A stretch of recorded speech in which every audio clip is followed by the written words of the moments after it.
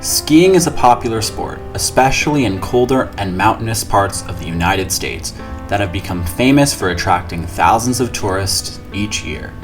Many railroads have catered to this demographic in various ways, either by adding an additional baggage car to regularly scheduled trains to accommodate skis, or by running a dedicated skiers train. It is one of the latter that we will be looking at today, which still operates to this day.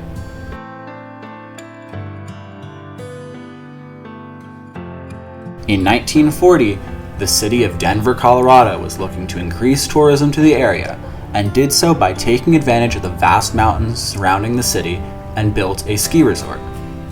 Winter Park Resort, located in Winter Park, Colorado, was this resort, which was conveniently located right next to the Rio Grande line between Denver and Salt Lake City, and thus the decision was made to run a train specifically for skiers, heading from Denver to the resort. The train ran with one trip in each direction per day, with a scheduled trip time of 2 hours.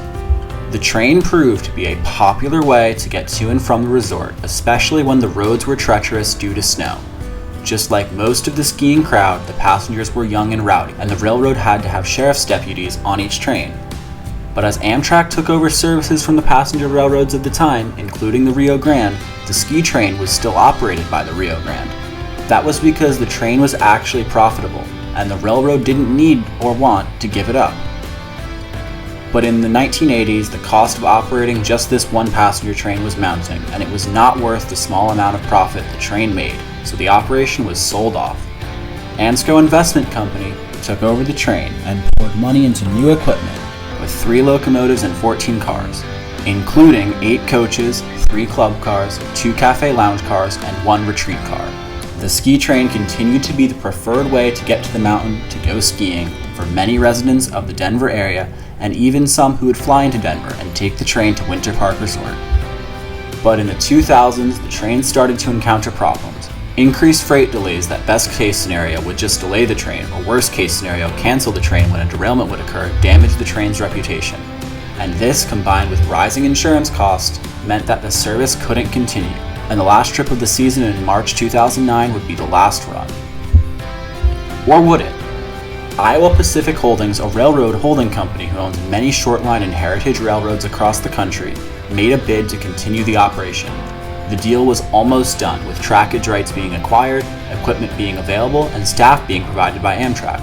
But there was one problem.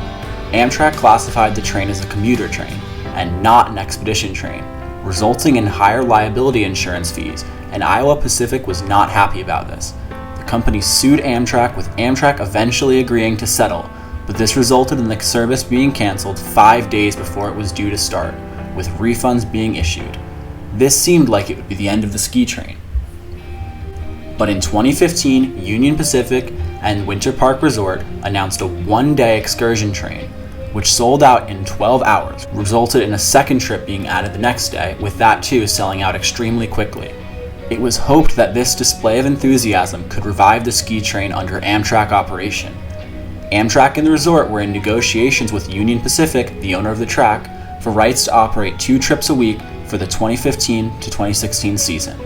These negotiations were ultimately not done in time for the 2015 to 2016 season, but plans were put into place for operations to start in January of 2017. The service would not be named the Ski Train, instead taking the name of the resort, now being named the Winter Park Express.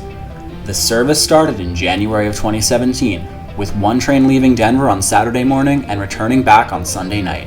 The train operated until March, where service was suspended for the season, with plans to revamp the service for the next season.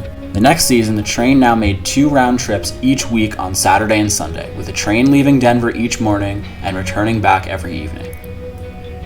The train also saw the addition of a Superliner dome car and food and drink service, with the train operating for the scheduled December to March timeline. For the following season, a round trip was also added on Friday. But the train was canceled in March of 2020 and did not operate during the 2020 to 2021 ski season, and many thought the train would not return.